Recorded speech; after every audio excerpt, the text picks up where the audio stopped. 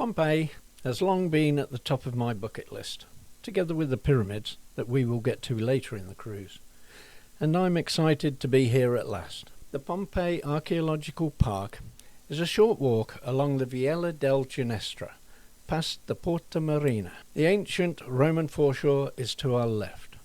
I'm not positive, but I think that the buildings we see being restored over there on the lower level are the old warehouses, stores and chandler shops. Further along, still on our left, is the old Roman city wall. As we make a left turn here, we enter the Quadriporticum, a large open area surrounded by a lot of columns that we know today as the Hall of 100 Pillars. This was the main entrance and gathering point of the Grand Theatre, but it was later converted into barracks for the gladiators, and the plaza itself was used for teaching and practicing gladiatorial skills.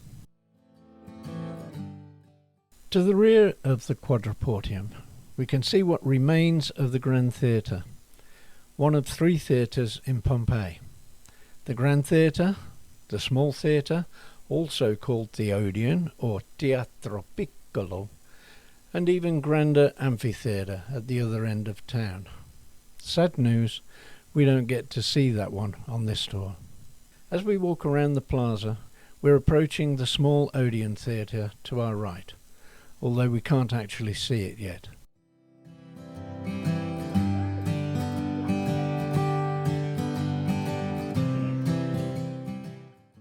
Here, she's explaining that nearly all of the walls and masonry we see today was once plastered and highly decorated in vivid colours, some of which can still be made out if you look closely.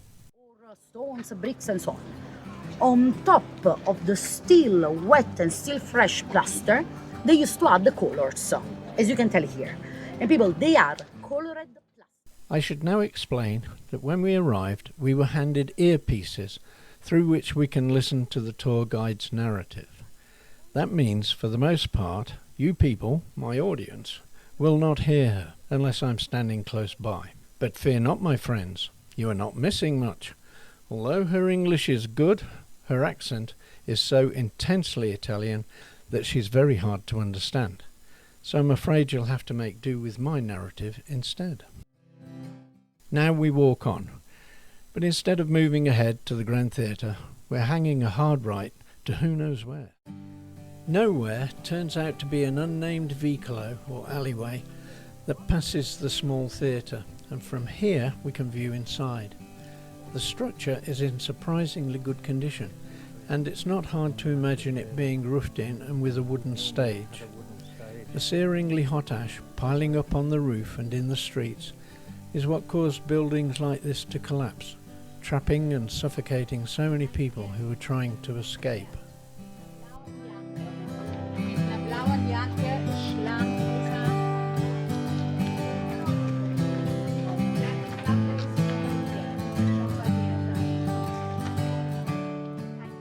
So we're off again, and it's follow the leader to one of Pompeii's main thoroughfares, the Via Stabiana, named for the stables that housed the many horses that the Romans would have needed for transport and as beasts of burden.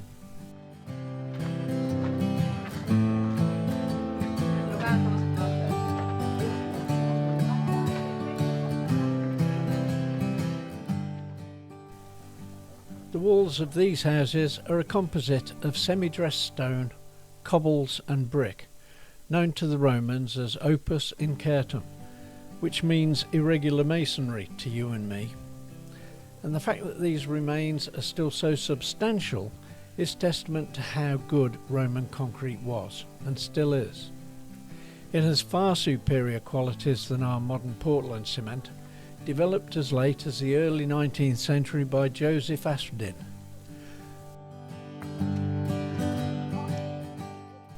This was one of the entrances to the small theatre.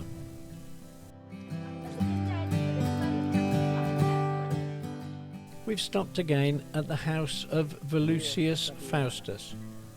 It's nice that his name lives on, indelibly carved into his marble plaque. I'm surprised at the size of the paving stones, I don't know why, but I was expecting smaller cobblestones, a la medieval Europe. Silly of me now that I think about it. I gotta say, this paved road is not easy to walk on. My arthritic ankles are already protesting and we've only just started. The stones look smooth, but in reality they are not flat, which requires good and efficient ankle rotation if one is not going to be pitched sideways into poor and suspecting tourists, or even to take a tumble. Actually, considering the average age of our tour group, I'm probably not the only one having this problem.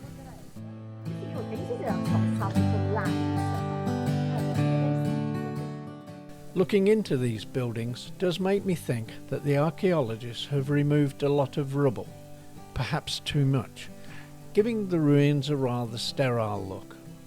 Maybe they should have left some rubble in situ to give us some idea of the devastation wrought on this area by the volcano. Apparently all these walls were plastered. These modern signs tell us that we are in excavation area number 1, sector number 3. Reg E Ins 3. It's useful information if you happen to have a modern map of the site, but I don't.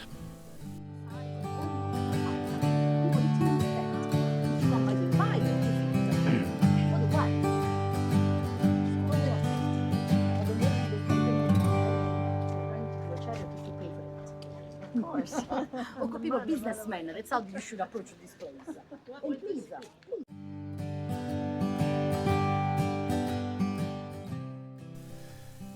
Well, now she's brought us to our first Roman shop. She's explaining that the 6 terracotta basins once held food, probably hot food, since there's a fire grate below them. Well, what do you know? The Romans had food to go. But I am a little skeptical, and I have a question. They didn't have plastic containers, paper cups, or even newspaper as we know it. So what did they put the food in? She didn't know. So if you know, please leave a comment.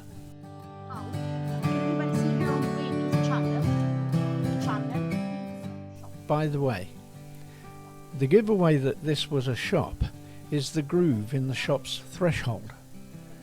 The shops were secured at night with sliding wooden doors that ran in these channels. Fast food shop.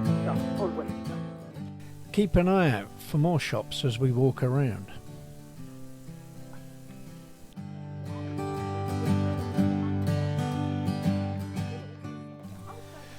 We can't go any further down on Vicola del Citarista, so we hang a left to peer through the gates of Casa degli Amanti.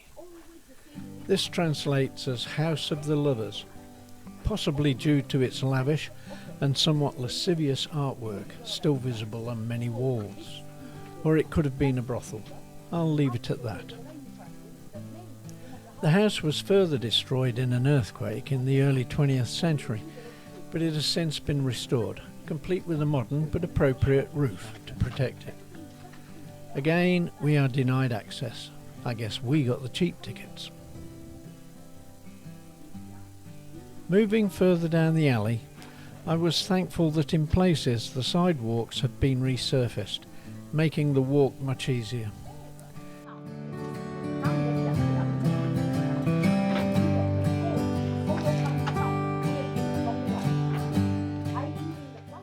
This building was a great example of the opus incurtum masonry and even sported a decorative floret. Do you see it up there? One thing that stands out to me is that most of the doorways have modern lintels. Apparently, back in the day, let's not forget that was 2,000 years ago, the lintels were wood, so they burned and rotted into oblivion. The modern replacements are reinforced concrete.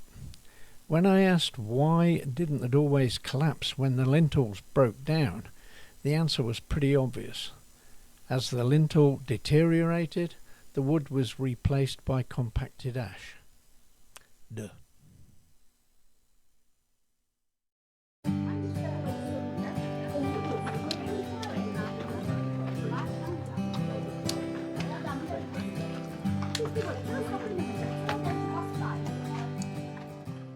allowed to zoom like this. Now we are too close. But now because we are very, very close now, it should be like this. Try now. Same. Same. Moving on, we continue northward to the end of Vicolo del Chitarrista, where on the corner is the house of Casca Longus dei Quadretti Teatrali, named for the 4 theatrical themed frescoes within. The name Casca Longus is linked to the assassination of none other than Julius Caesar, so he must have been a friend of Brutus. Our guide stopped at the house, but I got stuck behind these stragglers, so I didn't get the opportunity for a propaganda. That's Brit for a good look. So here are some photos of the frescoes, copyright Jackie and Bob Dunn. The frescoes are indeed spectacular for being 2,000 years old.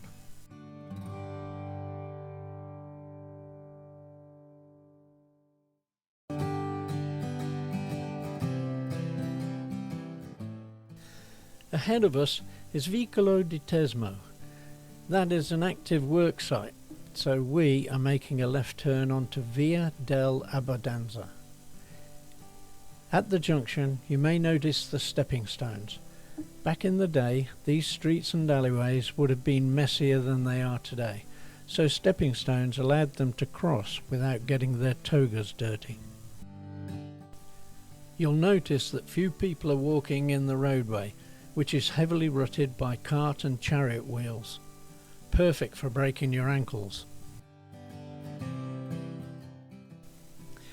Now we're approaching the house of Epidius Sabinus, a notable figure in Pompeian politics at the time, but who was once a slave, who became a respected freedman. The villa is high status, judging by the layout of the domus's architectural features and its 14 Corinthian columns in the atrium. Again, another missed opportunity to look inside and learn something of domestic life in Rome 2,000 years ago.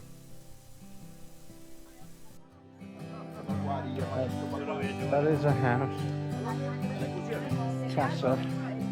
Look more like a villa. Look pretty posh with all those columns.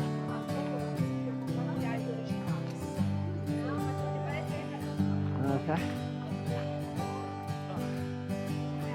Right, we've just stepped inside a shop. We know that because of the channel. Well, now we've stepped into yet another shop. And if she's to be believed, this is a pizza shop. Apparently, they found flat hearthstones in back that would have been perfect for baking pizza. She was very specific about them not having tomato sauce topping, because tomatoes only came from Mexico many centuries later. Pizza without tomato sauce. They are just very destroyed ones. But now I have a question for you. Did they have pizza? Why not? Let's think about it. What do we need for pizza? We need the dough, flour. Did they have dough? Did they have such things? Don't forget, people, yeast, flour, and water. It's yeast. If you leave it, it's sourdough. I mean, if you leave it right. So let's say they got dough for sure. Then, how about cheese? They got cheese? How about tomatoes? They got tomatoes? Wine or tomatoes? Say that. Not yet. Not yet. Where are they coming from, tomatoes? America. Not US. Southern America. Yeah. Mexico. It's the homeland of tomatoes. Yeah.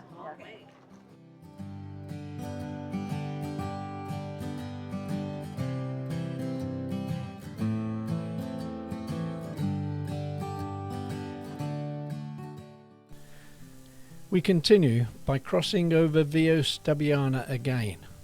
The adventure continues.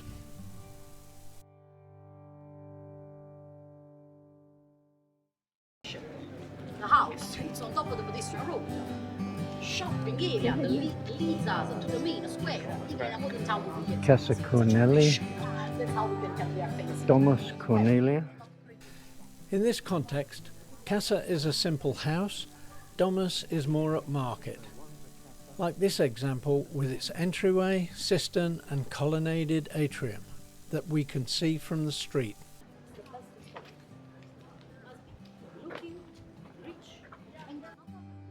Have to get closer to that plasterwork over the road.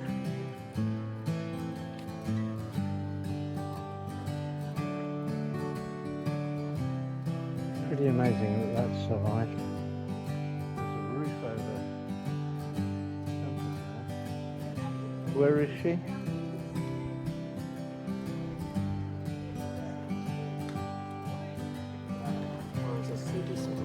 I think she's gone up a side street. I mustn't get lost.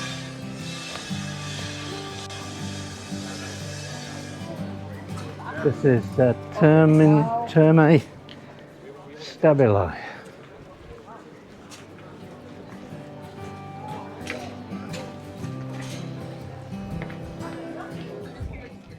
What we see as a courtyard was to the Romans a gymnasium, presumably an exercise area. That's where that plaster work We are was. walking into the Stabian baths, Terme Stabianae.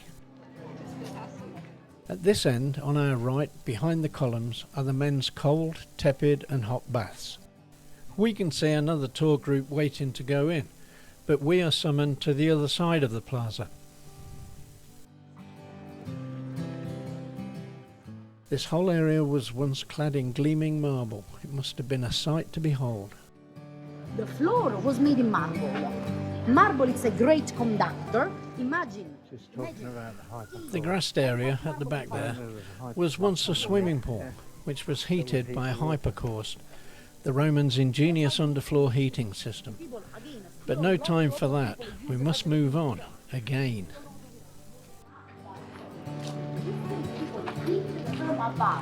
Not even public restrooms inside. Oh, there's some painted plaster over there, look.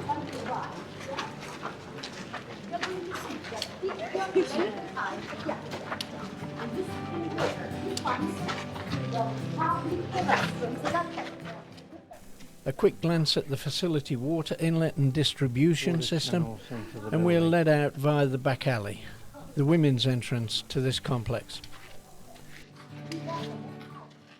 As an engineer, the fact that we are rushing through this wonderful archaeology and history and only focusing on fast food shops and pizzerias frustrates me no end.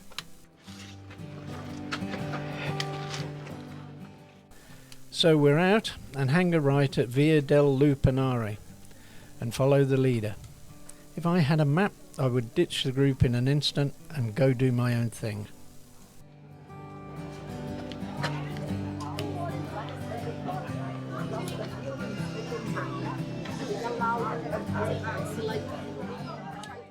Just behind the public baths is Vicolo del Lupanare, meaning brothel alley, and it's where we find the famous 10-room brothel of Pompeii.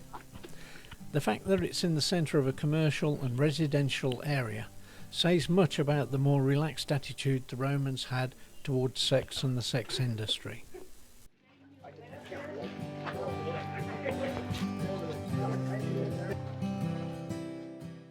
The brothel is particularly famous for the erotic frescoes that have survived the ravages of time. They're high on the inner walls, and their purpose was to indicate the various services being offered. I like to think that it was a case of point, pay, and well, you know the rest. Facilities were very crude. I think they've probably put straw mats on top of these. It was a two-storey building, the upper storey having been rebuilt in modern times.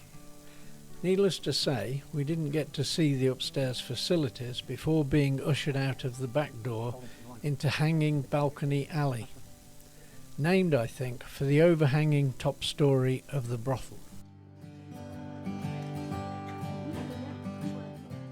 Heading down the alley, we get to see a real Roman lead water pipe. It's amazing to me that they had such an advanced infrastructure, aqueducts to bring water into town, distribution systems, water reticulation and drainage. Here are more pipes at the end of the street.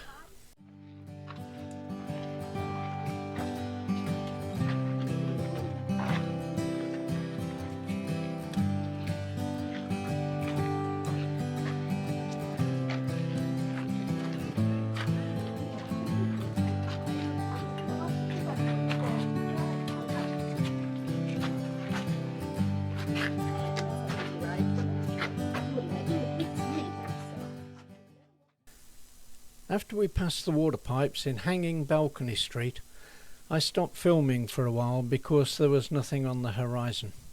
So now I'm not sure where we are. I think that we walked down Vicolo della Mascera, turned right on Vicolo degli Celereti, made a left on Vicolo di Umascia, and oh yes, here we are back on Abbondanza. People, my suggestion here is that you step down the sidewalk, take your time to get the door, and then you stop down there by the... This is referred to as a fountain. Obviously not a traditional fountain, but a drinking fountain maybe, or a horse trough maybe. I really don't know.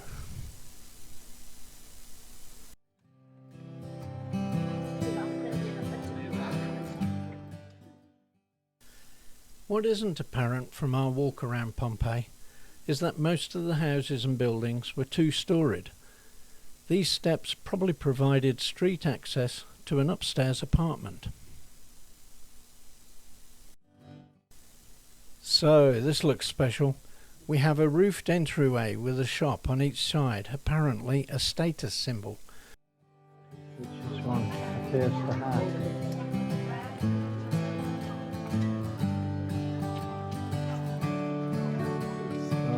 Mosaic.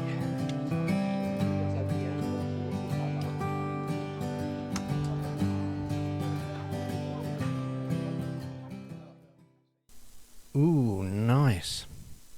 The mosaic is pristine, so has probably been at least partially restored, especially at the street end.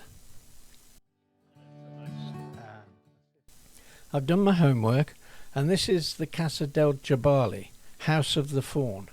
That's the mythical faun, not Bambi. It's one of the largest and most luxurious in Pompeii. The owner is not known, but may be connected to the Cassius family. No, not the boxer. Okay, this is basically a stop sign. No vehicles beyond this point. Vehicles being carts and chariots. So this is a pedestrian precinct, Roman style.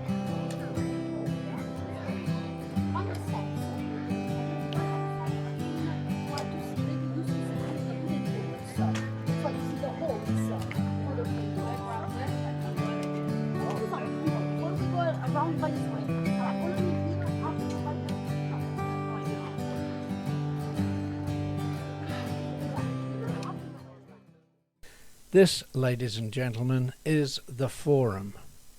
The Forum was the town square and centre of all civic, political, commercial and religious events. It was completely surrounded by a colonnade, also having statues honouring leaders and statesmen and probably a god or two, but none have ever been found. The surface was originally tuff, which is consolidated ash, but was later resurfaced with slabs of travertine. The surrounding buildings were clad in marble, so quite posh.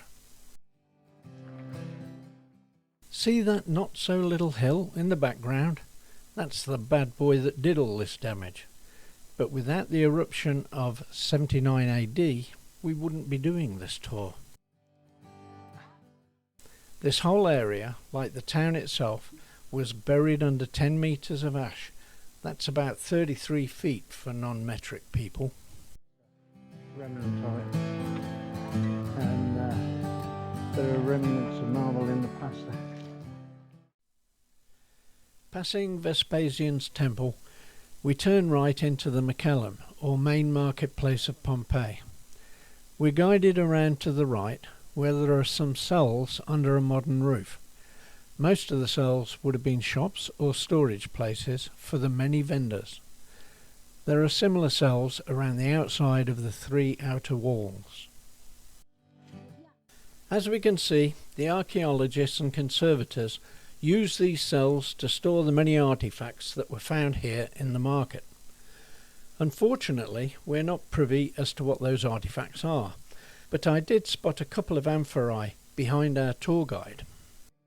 And you see, The 12 columns in the centre of the courtyard are all that remain of an area where fresh fruit, produce and fish were bought and sold.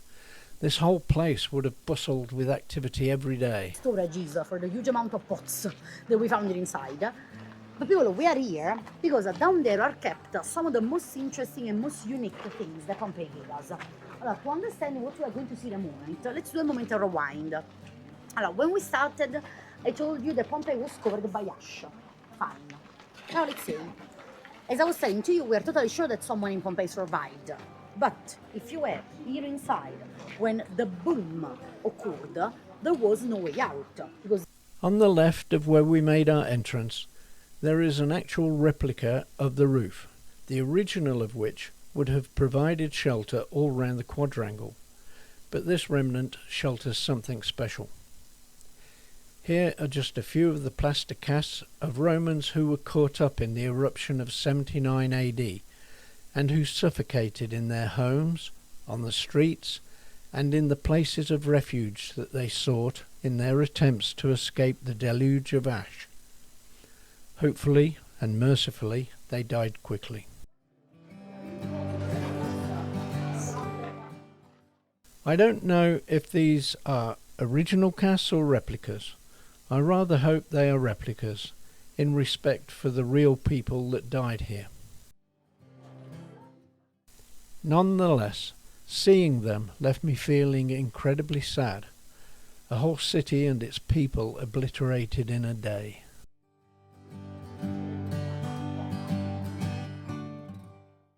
One catastrophe that doesn't get talked about much is the earthquake of 62 AD that preceded the eruption of 79 AD. The earthquake literally rocked the entire region and devastated many towns and cities, including Pompeii. But there is evidence in this market that the work was never finished here before the eruption, and that is probably true for other parts of the city. It was actually a double whammy. His toga or whatever it was, the remains of.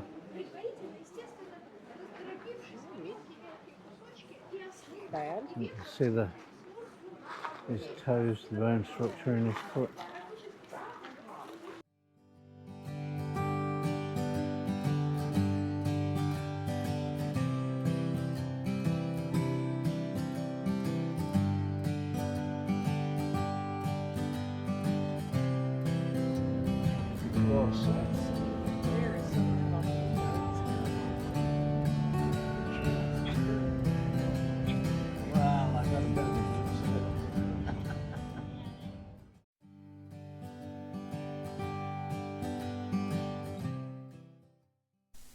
This is our last look at Naples and the Castel Nuovo before reboarding Volendam.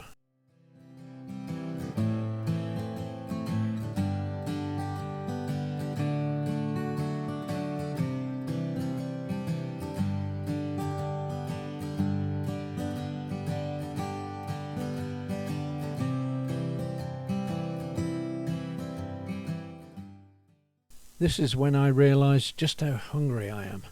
My thoughts are turning to the dining room and food.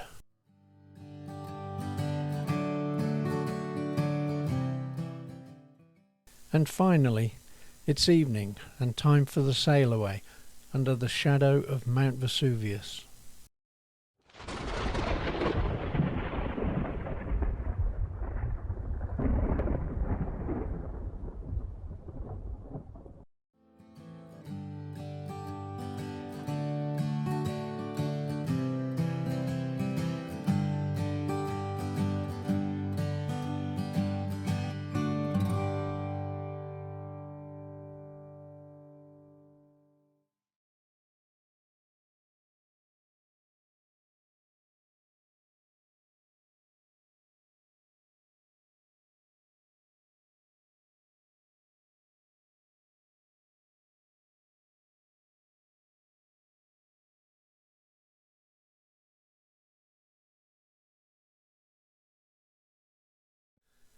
Hello again. I hope you enjoyed the video as much as I enjoyed making it. If you did, please consider clicking the like to help promote the channel. Subscribing or clicking the bell will ensure that you get notifications of future videos in this series. I'll also put a link to the playlist in the description. So thank you. Till next time.